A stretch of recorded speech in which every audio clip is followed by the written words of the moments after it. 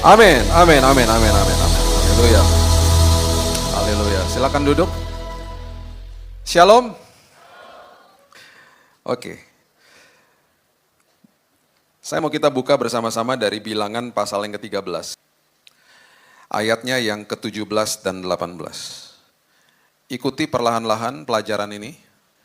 Dan saya percaya Bapak Ibu dimerdekakan Tuhan. Karena ada sesuatu kisah yang sangat luar biasa yang Alkitab kisahkan kepada kita. Bilangan 13 ayat 17 dan 18 ini adalah kisah di mana Musa mengirim 12 pengintai untuk mengintai tanah perjanjian, untuk mengintai hari esok, untuk mengintai hari yang Tuhan sudah siapkan bagi umatnya. Dan hal yang luar biasa terjadi dan hal yang sangat sederhana terjadi dan seringkali dilupakan sama manusia, bahkan kalau kita mendengar prinsip-prinsip seperti begitu yang sering didengungkan dari atas mimbar, itu sudah masuk sini keluar, masuk kuping kanan keluar kuping kiri, dan itu sudah biasa kita dengar dan kita mengatakan bosen lah saya dengar itu. Ya, itu sebabnya kalau kita makin mengerti firman dan kita menyimpan di dalam lubuk hati kita, yang terjadi adalah sebuah kemerdekaan yang luar biasa. Jadi jangan pernah anggap enteng firman Tuhan. Jangan anggap enteng sesuatu yang kita dengar berkali-kali. Karena Tuhan itu berbicara kepada kita lewat siapa aja. Ingat, dari sejak kita lahir sampai nanti kita menutupkan mata, kita tidak akan pernah lihat Yesus. Yang kita lihat masalah, yang kita lihat penyakit. Tetapi firman Tuhan mengatakan orang-orang yang percaya dan tidak melihat adalah orang-orang yang berbahagia dan diberkati. Itu sebabnya hari ini, perhatikan dan selalu dengar dan perkatakan firman. Karena itu suara isi hati Tuhan yang luar biasa. Banyak orang datang kepada saya bilang begini, Pak, gimana cara dengar suara Tuhan? Oh, sangat mudah. Kamu baca aja firman Tuhan dengan keras, telingamu mendengar, Tuhan lagi bicara sama kamu. Karena itu firman Tuhan. Sangat mudah. Baca aja firman. Baca, ada 7.000 lebih janji Tuhan di situ. Baca itu sehingga telinga mendengar. Iman timbul dari pendengaran akan firman Allah. Sangat gampang sebenarnya. Seringkali kita ditipu sama iblis, kita diberikan hal-hal yang sepertinya seolah-olah sulit. Tetapi Tuhan selalu ada di samping kita. Dan hal yang sangat luar biasa, dan Tuhan selalu katakan bersukacitalah senantiasa. Mengucap syukurlah senantiasa maksudnya. Dengan kata lain, ketika kita mengucap syukur itu kita sedang memandang Tuhan dan kita sedang sadar bahwa hadirat Tuhan tidak pernah sedetik pun meninggalkan kita. Bilangan 13 ayat 17-18 mengatakan, maka Musa menyuruh mereka untuk mengintai tanah Kanaan. Katanya kepada mereka, pergilah dari sini ke tanah Negeb dan naiklah ke pegunungan. Amat-amatilah bagaimana keadaan negeri itu, apakah bangsa yang mendiaminya kuat atau lemah, apakah mereka sedikit atau banyak. Ada 12 orang yang dikirim untuk mengintai. Diambil dari setiap suku. Tapi ada satu suku memang yang tidak ikut, yaitu suku Lewi. Mereka lagi latihan praise and worship, jadi mereka nggak ikut. Tapi kenapa ada 12? Karena dari suku Yusuf ada suku Efraim dan suku Manasye. Ya, jadi tetap 12. Tuhan begitu detail dengan angka, Tuhan begitu detail dengan yang namanya kode dan lain sebagainya, karena firman Tuhan ditulis dan sumbernya dari satu pribadi, yaitu Tuhan. Ditulis dalam jangka waktu 1400-1500 tahun oleh penulis yang berbeda-beda, latar belakang yang berbeda-beda, bahasa yang berbeda-beda, kultur yang berbeda-beda, semuanya nyambung. Semuanya berkesinambungan. Itulah firman Tuhan kita yang dahsyat. Itu sebabnya cintailah firman Tuhan. Hari lepas hari baca firman. Renungkan firman, dan bahkan jadikan itu gaya hidup bukan keharusan. Saya tidak pernah ajarkan kedua anak saya harus baca firman. Saya selalu bilang sama mereka dan saya meneladani mereka dengan melakukannya di depan mereka. Dan saya ajak mereka bersama-sama baca sama saya. Mereka sudah besar-besar sekarang. Saya menuai hasilnya hari ini. Orang yang masih disuruh harus-harus, itu adalah faktor eksternal. Ketika ada faktor eksternal, yang terjadi adalah orang itu pasti capek, lupa, dan berontak. Makanya anak kecil harus gosok gigi.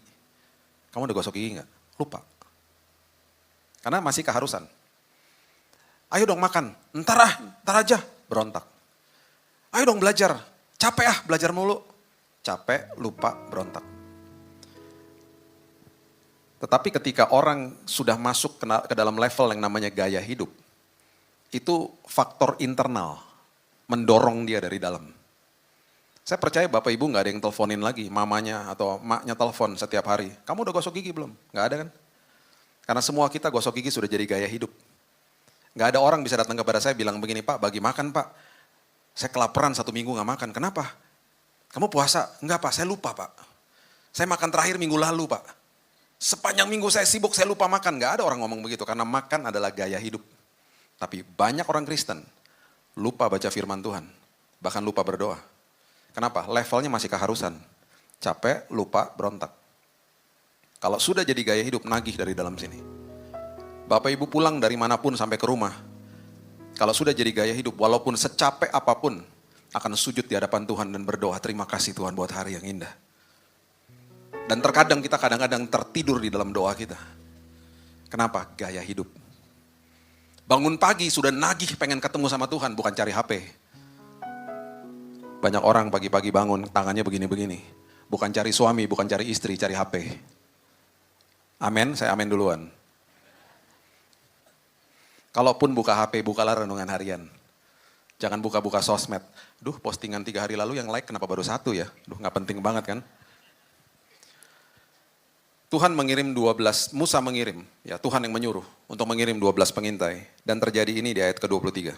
Bilangan 13 ayat 23. Ketika mereka sampai ke lembah Eskol, dipotong merekalah di sana suatu cabang dengan setan dan buah anggurnya. Lalu berdualah mereka menggandarnya, memikulnya. Juga mereka membawa beberapa buah delima dan buah ara. Mereka sampai ke lembah Eskol, dan mereka menemukan bahwa tanah itu, lembah itu sangat subur, dan mereka menemukan sebuah buah yang harus digandar, karena buahnya begitu luar biasa besar-besarnya. Oke, perhatikan lembah Eskol ini, karena ini ada kaitannya dengan kisah yang luar biasa ini. Ya, itu sebabnya saya nggak mau Bapak Ibu lupa. Oke, katakan sama-sama saya, lembah Eskol, 2, 3. Lembah, sekali lagi dengan keras, lembah Eskol. Oke, ayat 24. Tempat itu dinamai orang lembah Eskol karena tandan buah anggur yang dipotong orang Israel di sana. Sesudah lewat 40 hari, pulanglah mereka dari pengintaian negeri itu. 40 hari mereka mengintai. Dan langsung datang kepada Musa, Harun, dan segenap umat Israel di Kadesh Barnea sebenarnya. Di padang gurun Paran mereka membawa pulang kabar kepada keduanya dan kepada segenap umat itu dan memperlihatkan kepada sekaliannya hasil negeri itu. Mereka pulang, 12-12-nya masih satu suara. 12-12-nya pulang, mereka bilang begini, "Bos, luar biasa bos. Tanah perjanjian yang Tuhan sudah janjikan bagi kita, hasilnya luar biasa." Mereka memberikan pertanggungjawaban itu kepada Musa, kepada Harun, dan kepada segenap umat Israel. Dan kemudian ketika mereka mengatakan itu semuanya, mereka mulai menceritakan hasil negeri itu di ayat yang ke-27. Coba lihat sama-sama saya. Mereka menceritakan ayat 27 kepadanya. "Kami sudah masuk ke negeri kemana kau suruh kami. Dan memang negeri itu berlimpah-limpah susu dan madunya dan inilah hasilnya. Memang Pak, hari esok kita sudah dijanjikan sama firman Tuhan bahwa hari esok kita ditanggung penuh sama Tuhan. Betul Pak, saya udah dengar banyak kesaksian orang-orang anak-anak Tuhan yang hari esok itu pasti Tuhan jaga Pak. Oh, kita sudah didengungkan, kita sudah tahu tanah perjanjian kita sudah tahu hari esok kita penuh pengharapan yang tidak mengecewakan. Kita sudah tahu janji Tuhan, perlindungan Tuhan." Tapi banyak orang yang hanya sekedar tahu. Banyak orang yang hanya sekedar mengerti firman, tetapi hidupnya tidak dikuasai sama firman. Banyak orang yang katakan, "Oh betul Pak Tuhan baik, oh betul Pak Tuhan dahsyat, oh betul Pak Tuhan sanggup menyembuhkan." Tetapi karena mereka melihat masalah mereka, kalimat berikut ini keluar begini di ayat yang ke-28, dimulai dengan kata begini, "Hanya, namun, tetapi." Tetapi bos, suara mereka terpecah di sini. Yang tadinya dikirim 12, tiba-tiba yang 10 nggak percaya. Tiba-tiba yang 10 bilang begini, "Betul janji Tuhan luar biasa. Betul tanah perjanjian itu dahsyatnya luar biasa. Hanya bangsa yang diam di negeri itu kuat-kuat, kota-kotanya berkubu dan sangat besar dan juga keturunan enak telah kami lihat di sana." Bos, mereka besar-besar bos. "Pak, penyakit saya didiagnosa Pak, saya diperhadapkan sama kematian Pak. Pak, pernikahan saya udah gak mungkin lah Pak. Pak, kondisi saya udah gak mungkin lah Pak." Kita gak sadar bahwa Tuhan yang menyertai kita adalah sumber atas segala sumber. Raja atas segala raja. Ayat 31 mengatakan begini, "Tetapi orang-orang yang pergi ke sana bersama-sama dengan dia berkata, kita tidak dapat maju menyerang bangsa itu karena mereka lebih kuat daripada kita." Perhatikan ayat 32. Setiap kali kita mendeskripsikan masalah kita, Alkitab mencatat dengan sangat jelas, kita sedang mengeluarkan kabar busuk. Ayat 32. Mereka menyampaikan kepada orang Israel kabar busuk tentang negeri yang diintai mereka dengan berkata, negeri yang telah kami lalui untuk diintai adalah suatu negeri yang memakan penduduknya. Dan semua orang yang kami lihat di sana adalah orang-orang yang tinggi-tinggi perawakannya. Bos, mereka besar bos. Betul Tuhan sudah menjanjikan bos, tapi mereka besar bos. Gak bisa lah. Kenapa ada raksasa di sana? Coba kita mundur sebentar, Kejadian 6 ayat 4. Supaya Bapak Ibu mengerti dengan dalam, Kejadian 6 ayat 4. Ini adalah cikal bakal kenapa ada orang-orang raksasa di Alkitab. Kejadian 6 ayat 4 mengatakan pada waktu itu orang-orang raksasa ada di bumi. Dan juga pada waktu sesudahnya, ketika anak-anak Allah, perhatikan kalimat ini. The sons of God, anak-anak Allah, itu artinya the fallen angels, malaikat yang sudah jatuh. Menghampiri anak-anak perempuan manusia, mengawini manusia. Dan perempuan-perempuan ini melahirkan anak bagi mereka, inilah orang-orang yang gagah perkasa di zaman purbakala, orang-orang yang kenamaan. Malaikat yang sudah jatuh mengawini wanita-wanita pada saat itu, lahirlah raksasa yang mendiami tanah perjanjian, salah satunya Goliat akhirnya. Sejarah mencatat banyak dari mereka yang tubuhnya defect, bahkan matanya cuma satu. Dan memang mereka mengerikan. Mereka perawakannya sangat besar. Dan sebentar kita akan lihat apa yang terjadi dalam kisah ini. Mereka sangat luar biasa, seperti kita lihat masalah kita. Seperti kita lihat pergumulan hidup kita. Betul-betul besar, betul. Dan itu yang kita lihat. Dan ingat ini baik-baik. Mata kita adalah pintu gerbang hati. Dan itu selalu diserang sama iblis. Dia memiliki kesempatan yang luar biasa untuk mempertontonkan kepada kita masalah kita. Karena kita bisa lihat masalah. Dan dia tahu kita nggak bisa lihat Yesus secara fisik. Itu sebabnya kita dipertontonkan sama dia. Semua yang mengerikan bahkan dipertontonkan sama dia. Sehingga kita akhirnya juga membanding-bandingkan diri kita sama orang lain. Dia menggunakan sosial media. Dia menggunakan banyak hal yang ada di dalam dunia ini. Itu sebabnya kalau kita tidak sortir apa yang masuk ke dalam pintu gerbang hati, jiwa kita yang benar ini tersiksa. 2 Petrus 2 ayat 7-8 dikatakan Lot itu orang yang benar. Tetapi karena tiap hari dia tinggal di tengah-tengah mereka, sama seperti kita, tinggal di tengah-tengah dunia. Dan setiap hari dia melihat dan mendengar perbuatan mereka yang jahat, sama seperti kita melihat dan mendengar perbuatan dunia yang jahat. Sehingga jiwanya yang benar tersiksa. Setiap orang, anak-anak Tuhan yang tidak menjaga pintu gerbang hati, jiwanya akan tersiksa. Itu sebabnya sangat penting untuk mensortir apa yang masuk lewat mata dan telinga kita. Hati-hati dengan sosial media. Indonesia menempati urutan pertama di dunia menurut survei UNESCO yang terakhir. Nomor 1, jangan bangga dulu. Nomor satunya apa? Orang-orang di Indonesia ini nomor 1 di dunia. Karena setiap hari ada di depan sosmed 5 jam per hari. 5 jam. Baca Alkitab gak punya waktu.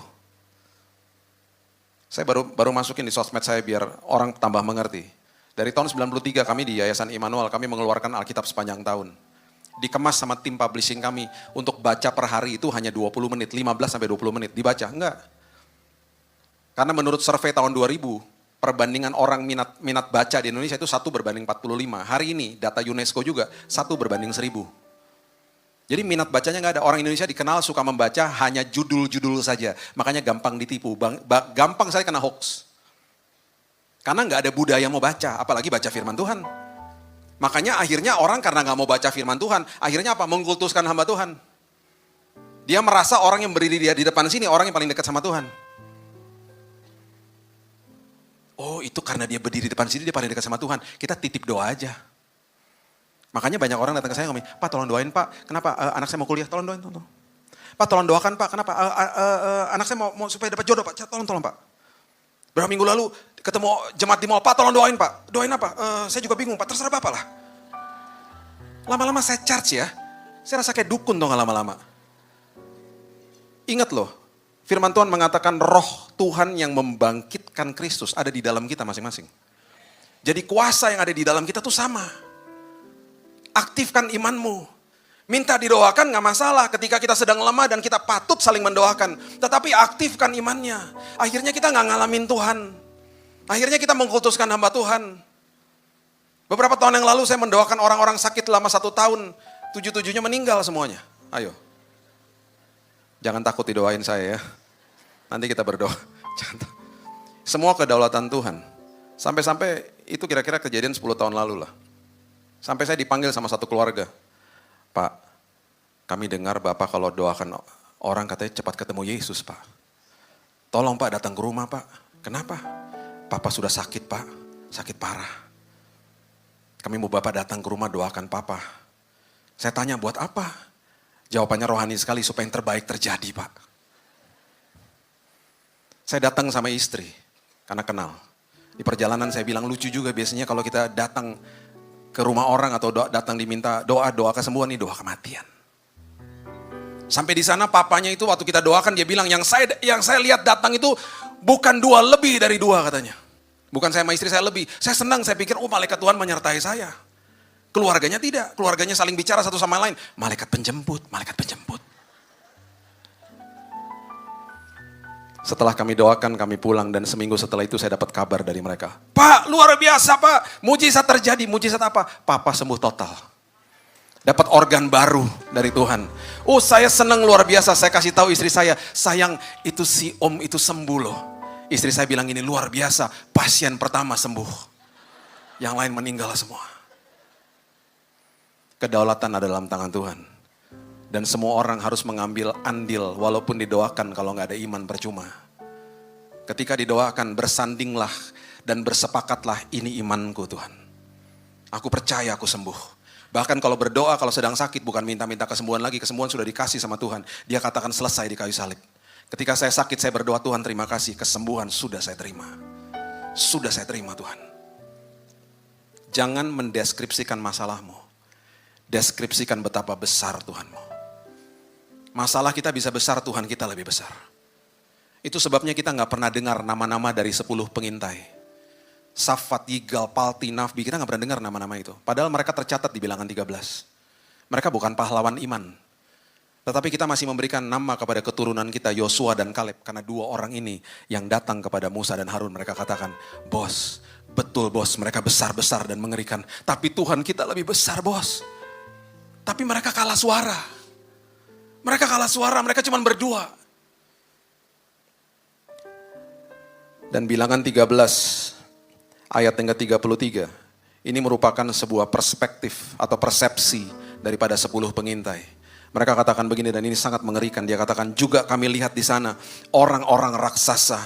Orang enak yang berasal dari orang-orang raksasa. Dan kami lihat diri kami seperti belalang.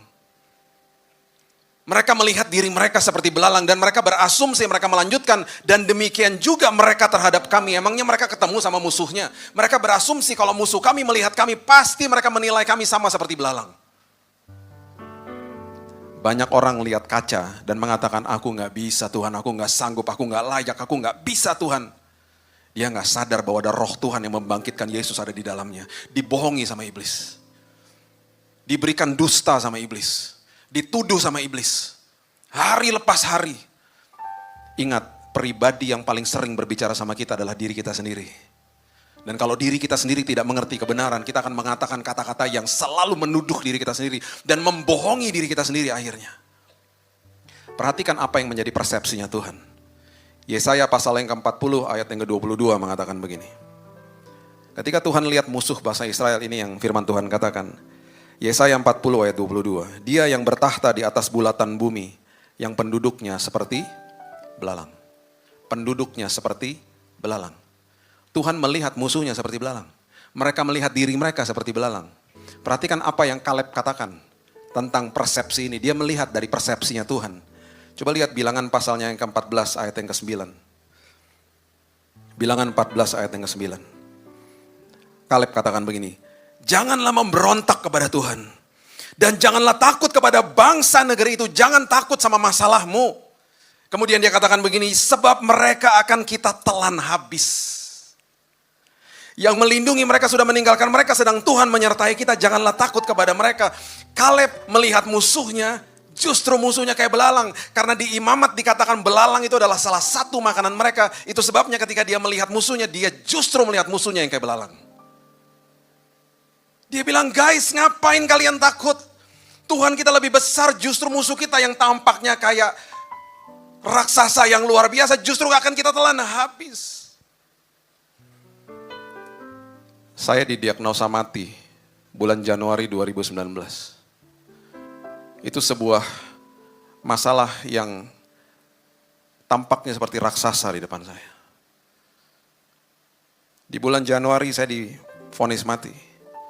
Tahun 2019, anak saya yang pertama duduk di bangku SMA.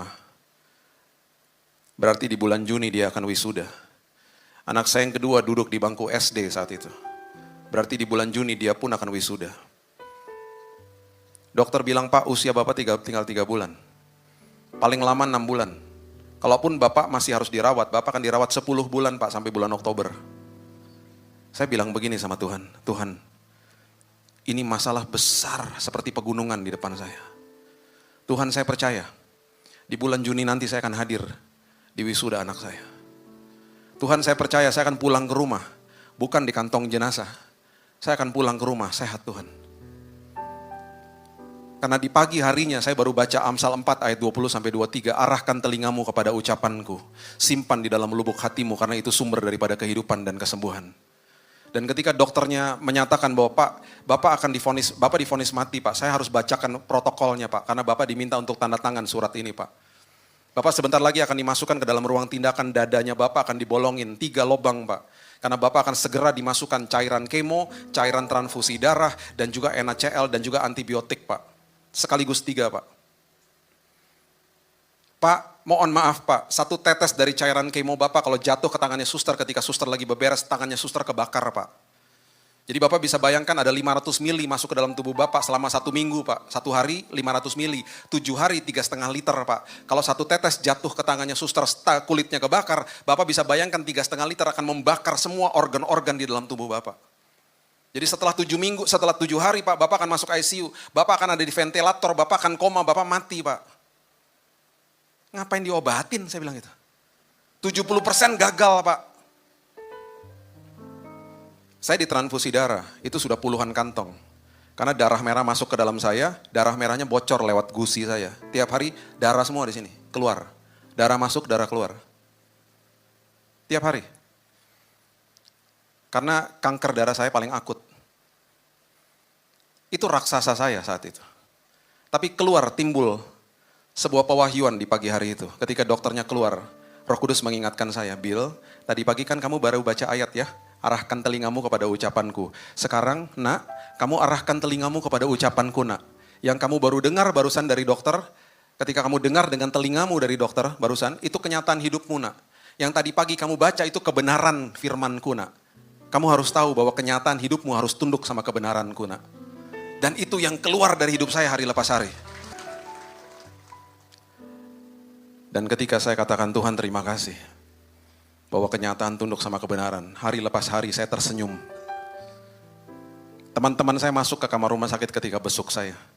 Mereka semuanya menangis, karena melihat saya udah kayak tengkorak. Tetapi setelah mereka keluar dari kamar saya, mereka katakan begini, saya dikuatkan.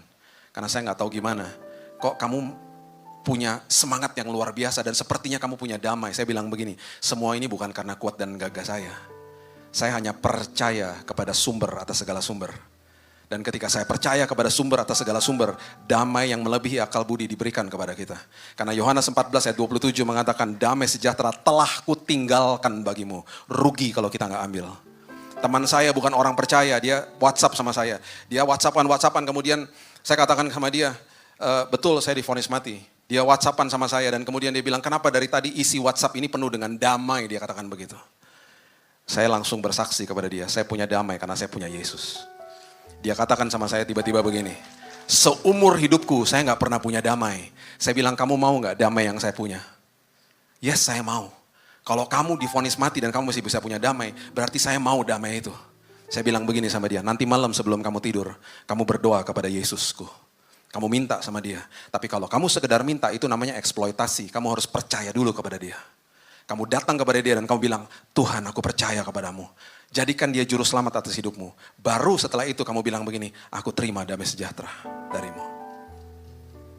Besok pagi saya bangun jam 7 pagi. Saya dapat WhatsApp dari dia jam 5 pagi. Dia bilang begini, tadi pagi subuh saya bangun. Saya mimpi didatengin sama Yesusmu katanya. Dan ketika saya bangun pagi, saya merasakan damai yang saya tidak pernah rasakan sebelumnya. Saya cuma mau beritahu kepada kamu bahwa hari ini saya percaya kepada Yesusmu. Dia bilang, saya doakan kamu sembuh. Saya mau datang ke rumahmu nanti dan saya minta didoakan. Sampai hari ini dia menjadi orang percaya. Kenapa? Karena setiap anak-anak Tuhan, kita ditanam di tepi aliran air yang hidup. Berbuah pada musimnya, daunnya tidak akan layu. Dan apapun yang diperbuatnya berhasil. Perhatikan kalimat itu. Daunnya tidak akan layu. Kita sedang melewati masalah apapun, daunnya tidak akan layu. Apa berarti semangatnya tidak akan layu? Itu janji Tuhan.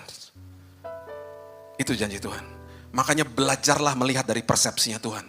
Anak saya Raina ketika masih kecil, saya suka ajak dia dating time sama-sama saya. Dan berkali-kali kalau kami terjebak di dalam lift yang begitu rame, dia suka tarik-tarik celana saya. Karena dia bilang, Daddy gendong dong. Dan berkali-kali saya katakan sama dia, susah nak, susah. Ini liftnya rame dengan orang. Satu hari saya gak pernah lupa ketika dia tarik-tarik celana saya. Saya baru sadar, iya ya. Pendek segitu, di lift berdiri paling belakang itu pemandangannya betul-betul gak nyaman. Saya gak pernah lupa di hari itu saya minta maaf sama mas di depan saya. Dia bilang, mas permisi ya, saya mau gendong anak saya. Waktu saya gendong dia, di lift yang penuh sesak dengan orang. Saya gak pernah lupa mukanya dia tiba-tiba begini. Lega. Ketika mukanya lega, apakah liftnya udah gak rame? Tetap rame. Kenapa mukanya lega? Karena pandangan dia setinggi pandangan saya. Ketika ada badai, bilang gini sama Tuhan, gendong aku Tuhan. Supaya aku lihat dari persepsinya Tuhan. Supaya aku lihat apa yang kau lihat Tuhan. Tiba-tiba ada damai sejahtera, tiba-tiba ada sukacita. Masalahnya masih ada, seringkali tambah berat malah. Tapi kita lihat dari persepsinya Tuhan. Itu sebabnya Kaleb berbicara, kami akan telan mereka. We will devour them, itu bahasa aslinya. Kita habisin mereka. Dahsyat. Tetapi karena 10 tidak percaya, inilah yang terjadi. Bilangan 14 ayat 33 dan 34. Kalau Bapak Ibu mungkin pernah berpikir dan bertanya, kenapa mereka dihukum 40 tahun? Ini gara-gara ini. Gara-gara 10 pengintai. Coba lihat ini. Di Bilangan 14 ayat 33. Anak-anakmu akan mengembara sebagai pengembala di padang gurun 40 tahun lamanya.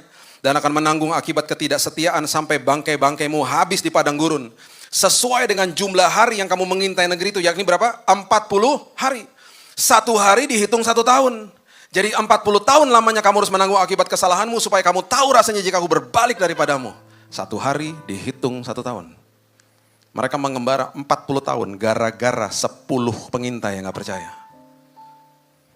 Sekarang pertanyaan saya begini. Kan ada 2 orang yang percaya. Kan ada Kaleb sama Yosua yang percaya. Berarti mereka kena imbasnya dong. Mereka kena hukuman juga dong. Sama seperti kita. Gara-gara manusia awal jatuh dalam dosa, kita dilahirkan di dalam dunia yang penuh dengan kegelapan. Tuhan selalu memperhitungkan kepada anak-anaknya. Dan dia selalu menjanjikan perlindungan, penyertaan Tuhan. Walaupun kita ada di dalam dunia yang sudah penuh dengan kegelapan. Itu yang terjadi dengan Kaleb dan Yosua. Saya akan tutup dengan, kita buka sama-sama dari Yosua pasalnya yang ke-14. Ayatnya yang mereka harus menduduki tanah-tanah mereka, semua suku diundi. Ya, suku Ruben dapat tanah ini. Suku Naftali diundi, dapat tanah Brastagi misalnya. Suku Dan, Siantar. Suku Yehuda, nah ini dia. Suku Yehuda itu sukunya Kaleb. Suku Yehuda, keturunannya nanti Yesus. Jadi mereka diundi nih, dapat tanah-tanah. Suku Yehuda, Kaleb. Diundi. Medan, Medan. Semuanya pengen Medan. Wah enak banget kamu dapat Medan. Yang dia dapat adalah tanah namanya Hebron. Dan tanah Hebron itu adalah tanah yang paling sakral di antara bangsa-bangsa itu saat itu. Kenapa? Karena Abraham, Ishak dan Yakub dikubur di situ. Itu yang dinantikan sama semua suku sebenarnya. Ketika dia katakan Hebron, masalahnya, perhatikan ini baik-baik. Hebron itu penuh dengan pegunungan dan yang mendiami Hebron itu adalah biangnya raksasa. Raksasa yang paling besar itu ada di Hebron. Jadi mereka tahu itu tanah sakral, tanah luar biasa, tetapi tantangannya paling besar. Itu sebabnya terjadilah pembicaraan antara Yosua dengan Kaleb.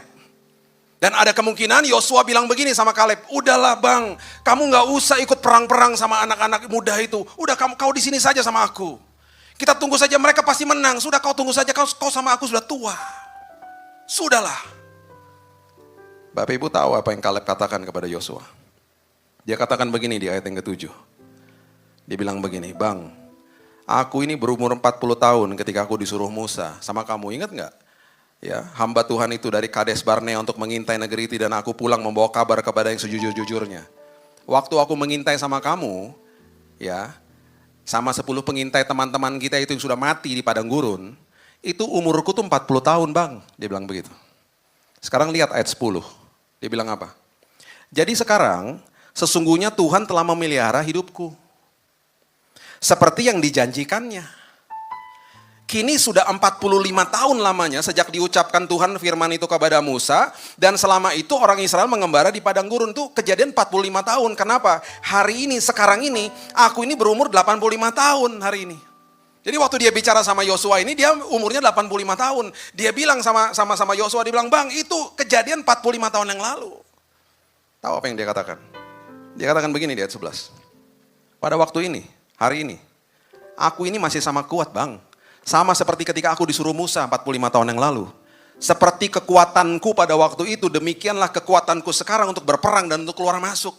Dengan kata lain, ketika mereka ikut terkena imbas hukuman 40 tahun, Kaleb diluputkan sama Tuhan. Kekuatannya tidak pernah pudar. Dia tetap awet muda. Janji Tuhan kepada anak-anaknya, tubuh, jiwa, dan roh akan diberikan kekuatan sepanjang masa. Itu janji Tuhan kepada kita semuanya. Tubuh, jiwa, dan roh diberikan kekuatan sama Tuhan. Itu sebabnya di ayat yang ke-12 dia katakan begini, dia diperhadapkan sama pegunungan kan? Dia bilang begini, ini saya suka sekali ayat ini. Oleh sebab itu bang, berikanlah kepadaku pegunungan. Bahasa Inggrisnya, give me the mountain. Dia bilang, kau pikir aku akan tinggal di sini sama kau? Tidak, saya akan pergi sama anak muda ini. Give me the mountain. Saya akan perang sama mereka. Saya masih kuat umur saya. Di ayat yang ke-13 dan 15 sebagai penutup. Ayat 13 ini bukti bahwa Yosua memberikan Hebron. Yosua memberkati Kaleb bin Yefune dan diberikannya Hebron kepadanya menjadi milik pusakanya. Dan perhatikan ayat 15. Ini yang membuat saya merinding. Nama Hebron dahulu ialah Kiryat Arba. Arba ialah orang yang paling besar di antara orang enak. Raksasa yang paling besar itu ada di Hebron. Dan amanlah negeri itu berhenti berperang. Karena setelah Kaleb berperang kepada mereka, dia menang. Berhenti perangnya semuanya. Saya mau beritahu kepada Bapak Ibu. Ingat tadi lembah Eskol? Ternyata setelah dia menaklukkan raksasa yang paling besar, lembah Eskol itu ternyata ada di tanah Hebron. Lembah yang paling subur, yang paling makmur diberikan kepada orang yang percaya kepada Tuhan. Sejak awal ketika mereka ada di tempat pengintaian di lembah Eskol, itu Tuhan sudah punya maksud di sana. Itu seolah-olah seperti Tuhan katakan begini, kalau kamu percaya, aku akan berikan. Trust me, believe in me. Kamu percaya, ini kamu berikan, aku berikan. Nih, aku kasih buktinya, janjiku yang dahsyat. Betul, kamu akan dapat ini karena kamu akan melewati rintangan dan ujian. Untuk apa? Mendewasakan hidupmu. Tapi ini sudah aku berikan. Dan apapun yang kamu hadapi, ingat aku yang berperang bagimu. Kalau kamu percaya, aku kasih. Gak ada yang percaya. Tanah itu jatuh ke tangan Kaleb. Hari ini, saya mau beritahu, kalau di depanmu ada pegunungan yang tinggi, masalahmu seolah-olah sangat besar, itu berarti Tuhan tahu di dalam kita ada Kaleb. Dan kalau kita percaya seperti dia, di balik pegunungan, di balik masalah kita sudah menanti lembah Eskol yang sangat subur. Ada berkat Tuhan yang sangat luar biasa bagi hidupmu. Ada kesembuhan yang Tuhan sudah siapkan. Ada pemulihan yang Tuhan sudah siapkan bagi hidupmu. Kuncinya cuma satu, percaya. Percaya.